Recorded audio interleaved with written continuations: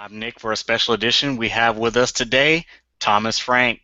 You know, I really like some of the things that Thomas Frank has come out with, and I just want to give him some time to go ahead and introduce himself to our audience here at the Progressive Army. Hey guys, it's me. It's Thomas Frank. What should I say? I write books. I've written a new one, Listen, Liberal, where I finally, uh, sort of examine what the Democrats are like in a sort of sociological sense.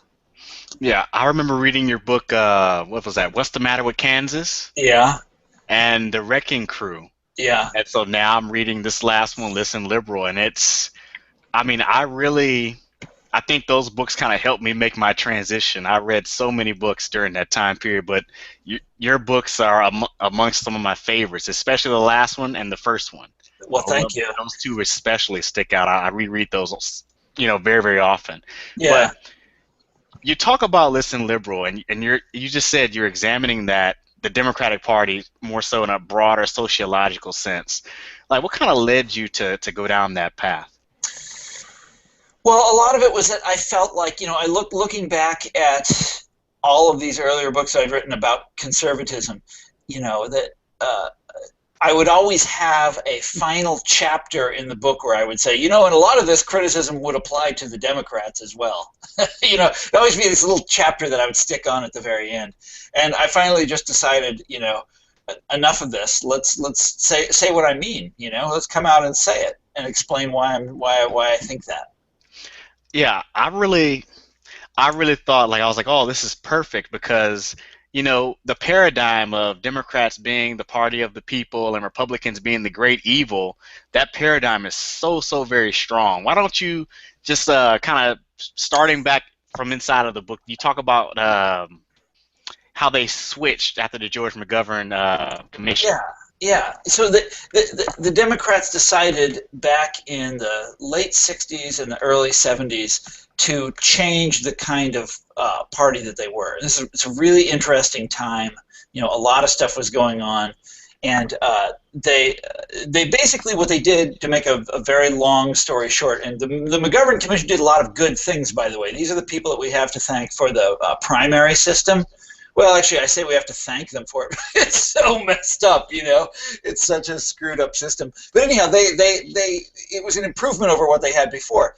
But one of the things that they did, sort of, I don't want to say inadvertently, it wasn't out in the open, but they did it deliberately, and that was to remove organized labor from this sort of position of power in the Democratic Party. And you understand why they did it at the time. I mean, this was the late 60s and the early 70s, and organized labor looked pretty conservative. These were very white organizations. These were not particularly democratic organizations, and they also a lot of them supported the Vietnam War. And so that's why they did what they did. What they didn't understand at the time was that when you do something like that, when you remove working people's organizations, from their position in the party for whatever reason, you also wind up over the long term removing the voices of working people. And that was the mistake that they made, and they've never really turned back from that. They decided back then that they were going to be. And by the way, interrupt me. You should tell me to shut up because I have a tendency to talk too much. Well, historians, generally do, but guess what? You're saying some very, very, very important stuff, so by all means. Okay, so they decided at the same time that they were making this choice about organized labor. They decided at the same time that what they really wanted to be was not a party of working people anymore, but a party of the professional class. That's the group that they really admired in the early 70s, and they continue to admire them. And they produced the Democratic Party produced all this literature in the 70s and the 80s and up into the 90s about how the professional, the sort of highly educated, affluent, white collar class was really the group that they needed to reach out to. And it remains that to this day. So today, when the Democrats talk about all the different groups, the constituencies that are in the Democratic tent, and organized labor is still there, but they don't really call the shots anymore. And they have other groups. They have minorities. They have the young, but it's upper class, or I'm sorry, what would you say? White collar, affluent professionals. that is the number one group. These are the people that come first.